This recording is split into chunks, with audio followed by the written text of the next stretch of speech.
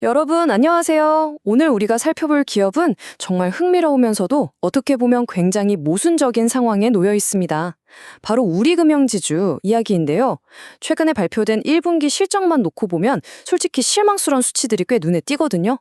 그런데 놀랍게도 증권가 전문가들은 여전히 이 주식을 업종 내 최선호주, 그러니까 탑픽으로 꼽고 있습니다.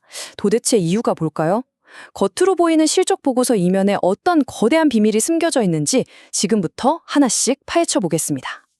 자, 2026년 4월 27일에 나온 대신증권의 분석 리포트를 바탕으로 짚어볼 텐데요.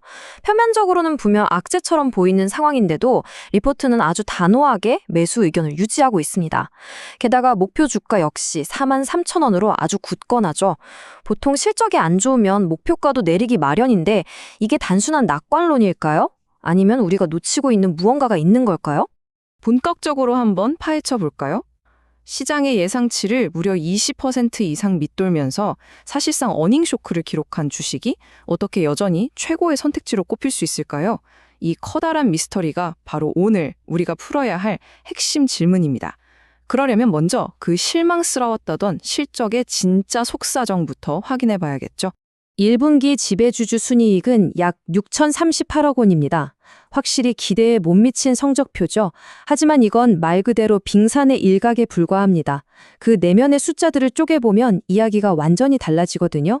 인도네시아 현지법인 관련 거액 충당금 1,380억 원, 교육세 인상분 170억 원, 증권 7번 비용 170억 원, 거기다 보험사 인수에 따른 비용 250억 원까지 이런 거대한 일회성 비용들이 싹 다 숨어 있습니다. 이걸 다 합치면 무려 1,550억 원에 달하죠. 즉, 이 막대한 일회성 비용들이 순이익을 20%나 갉아먹은 직접적인 원인이었다는 겁니다. 그러니까 지금 당장 눈앞에 찍힌 1분기 순이익 수치 하나에 흔들릴 필요가 없다는 뜻입니다.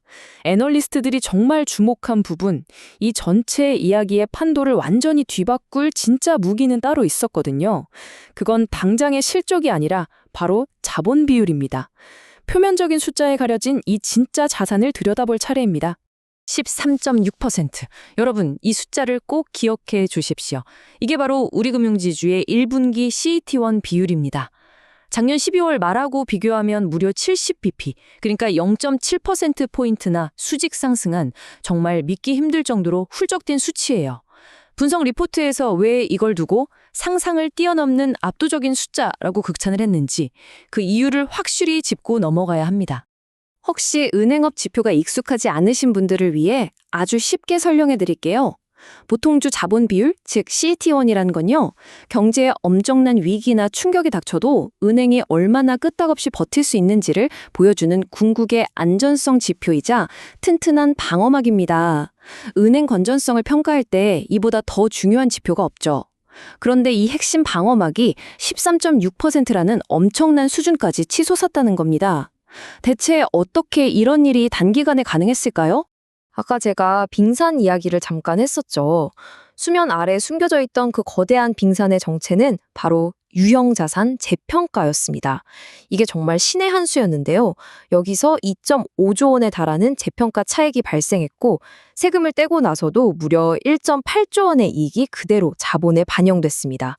이 엄청난 현금이 단숨에 CET1 비율을 60bp나 밀어올린 핵심 동력이었던 거죠.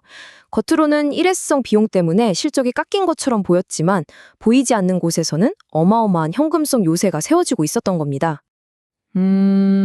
여기서 아주 논리적인 의문이 하나 생겨야 정상입니다.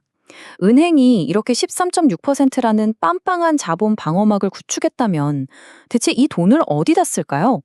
우리금융은 보험사를 인수하고 증권 자회사의 덩치를 키우는 등 비은행 부문으로 아주 공격적인 확장을 선언했습니다. 그렇다면 이 막대한 돈을 펑펑 쓰면서도 과연 그 튼튼한 방어막을 그대로 유지할 수 있을까요? 그들의 비은행 부문 확장 로드맵을 보면 스케일이 장난이 아닙니다. 첫 번째로 종합금융투자사업자로 발돋움하기 위해 우리투자증권에 무려 1조 원의 유상증자를 단행합니다. 두 번째는 동양생명을 완전한 자회사로 품기 위해 포괄적 주식 교환을 실시하죠. 그리고 마지막으로 비용을 줄이고 건전성을 관리하기 위해 향후 ABL 생명과의 합병까지 큰 그림을 그리고 있습니다. 한마디로 엄청난 자본이 투입될 수밖에 없는 굵직굵직한 행보들이죠. 그런데 바로 이 대목에서 마치 마술과도 같은 기가 막힌 전략이 등장합니다. 놀랍게도 이 모든 공격적인 M&A 행보가 핵심 방어막인 CET1 비율에 미치는 영향이 사실상 제로에 가깝게 설계되어 있다는 겁니다. 어떻게 그게 가능하냐고요? 동양생명과 주식을 교환하는 과정에서 신주가 발행되면서 약 3천억 원의 새로운 자본이 짠 하고 생겨납니다. 이 새 자본이 보험사 인수로 인해 깎일 뻔한 자본 비율을 완벽하게 퉁쳐버리는, 즉 상수시켜버리는 구조인 거죠.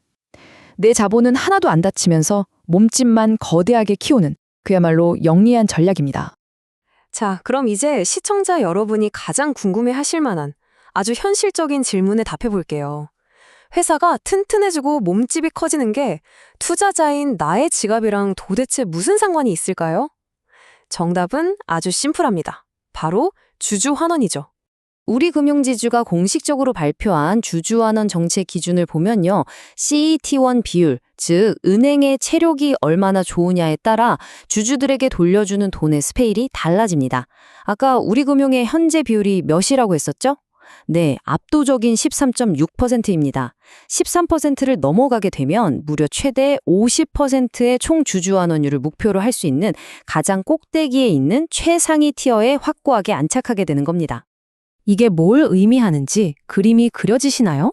회사가 한 해 동안 열심히 번 돈이 있다면 그 절반은 회사의 미래를 위해 곳간에 채워두고 나머지 절반, 즉 50%는 배당이나 자사주 매입 같은 형태로 온전히 주주들에게 다 쏴주겠다는 거대한 약속입니다. 회사의 튼튼한 자본력이 그냥 장부상의 숫자로 끝나는 게 아니라 투자자들을 위한 강력한 현금 보너스로 직결된다는 가장 확실한 증거죠. 그리고 여기에 애널리스트가 침이 마르도록 강조하는 결정적인 투자 포인트가 하나 더 있습니다. 이건 정말 집중하셔야 하는데요. 바로 2026년에 우리금융지주만이 유일하게 제공할 수 있는 독보적인 강점, 비과세 배당 혜택입니다. 배당 받을 때 세금 떼이는 거 은근히 속쓰리잖아요. 그런데 세금 한 푼 안 떼고 온전히 내 주머니로 들어오는 배당금이라니 수익률을 조금이라도 더 극대화하려는 투자자들에게 이건 정말 거부하기 힘든 엄청난 매력 포인트입니다. 실제로 1주당 돌아오는 배당금, 즉 DPS 전망치를 쭉 훑어보면 그 혜택의 크기가 얼마나 든든한지 감이 오실 겁니다. 2025년 1,360원에서 시작해서 2026년에는 1,510원, 2027년엔 1,590원까지 아주 꾸준하고 확실하게 우상향하는 궤적을 그리고 있죠. 앞서 우리가 확인했던 그 13.6%라는 압도적인 자본 방어막이 결국 투자자의 지갑에 매년 꽂히는 묵직한 현금 흐름으로 환전되고 있다는 뜻입니다. 자, 이제 다시 차가운 현실의 시장으로 돌아와서 가격을 한번 볼까요? 리포트가 분석된 시점 기준으로 현재 주가는 35,000원대 중반에 머물러 있었습니다. 그런데 반대로 증권사가 제시하는 목표 주가는 43,000원으로 훨씬 더 높은 곳에 굳건히 자리 잡고 있죠. 지금 시장이 평가하는 가격과 회사가 가진 막대한 자본력 기반의 진짜 가치 사이에 아직 꽤 큰 괴리가 존재하고 있다는 걸 아주 직관적으로 보여주는 대목입니다. 보고서를 직접 작성한 애널리스트의 멘트를 그대로 한번 빌려와 보겠습니다. 무엇보다 고무적인 점은 이 모든 이벤트가 CET1 비율 훼손 없이 이루어진다는 점이다.